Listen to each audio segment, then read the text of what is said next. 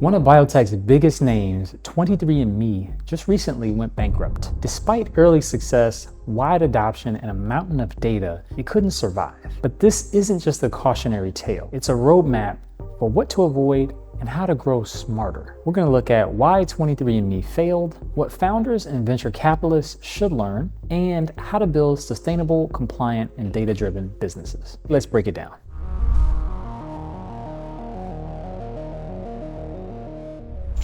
I'm Corey, a startup lawyer helping entrepreneurs decode law, technology, and innovation. In this video, we'll unpack what went wrong at 23andMe and why it matters to every startup working with consumer data, AI, or in regulated industries. In this video, we'll cover 23andMe's rise and fall, strategic lessons for founders, key insights for venture capitalists, what the Regeneron acquisition tells us, and the future outlook for data-driven biotech. The rise and fall of 23andMe. Founded as a pioneer in consumer DNA testing, 23andMe promised genetic insights direct to consumers. It became a household name and built an enormous lake of user-submitted DNA. But the warning signs were there. There was regulatory pressure, there were data privacy concerns, the business itself had weak monetization, and it had high customer acquisition costs. Eventually, these cracks led to bankruptcy. So what are the strategic lessons for founders? Balancing innovation with compliance is key. Breakthrough technology means nothing if regulators eventually shut you down. A core tip here is building compliance into your roadmap, not just into your pitch deck. Data privacy builds or breaks trust. If your product handles sensitive data like DNA, health, or financials, you must earn user trust every step of the way. Sustainability beats hype. 23andMe raised big, but it lacked a repeatable and profitable business model. If you're a founder, you need to be thinking long-term about revenue, not just the next financing round.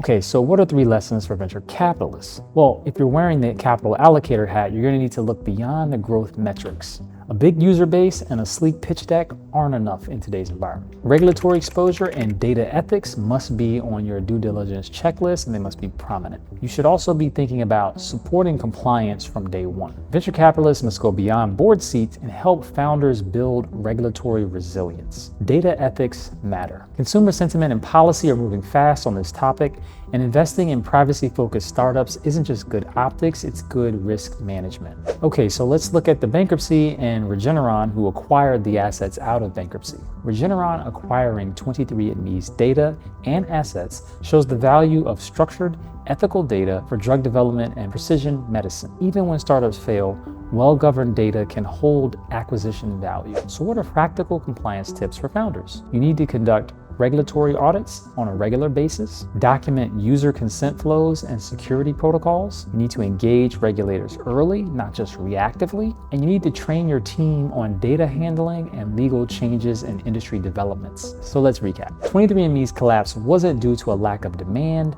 but a lack of sustainable, compliant execution. Founders must prioritize privacy, regulation, and having a clear revenue strategy. Venture capitalists should push for ethical diligence, not just financial upside. Even failed startups can be valuable if their data is clean, structured, and lawfully acquired. Join me on the path to decoding law, technology, and innovation to grow your business. And don't forget to like, share, subscribe, and hit that notification bell. Until next time.